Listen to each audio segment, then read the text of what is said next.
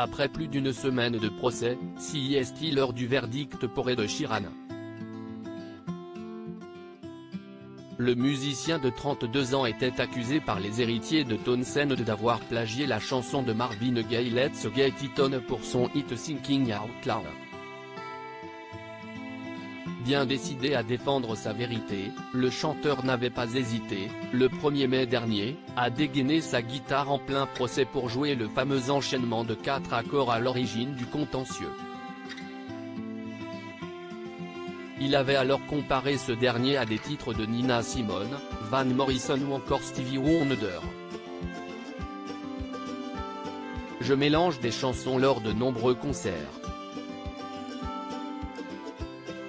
Beaucoup de chansons ont des accords similaires.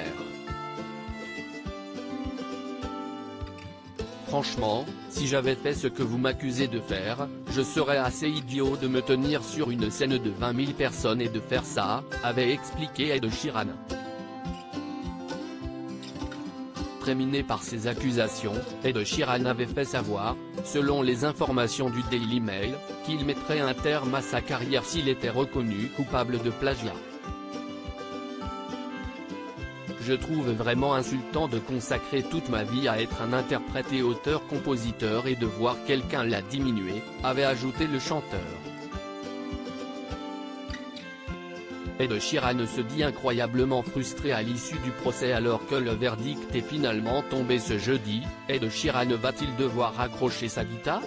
Non, puisque le jury du tribunal fédéral de Manhattan a estimé que l'artiste de 32 ans avait créé sa chanson de manière indépendante et qu'elle ne portait pas atteinte au droit d'auteur du titre de Marvin Gaye sorti en 1973.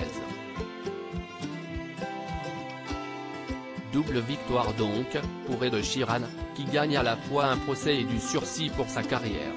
Dans un communiqué à la sortie du tribunal, le chanteur s'est dit content de sa victoire contre une plainte sans fondement, mais aussi incroyablement frustré qu'une telle affaire puisse avoir été menée devant la justice.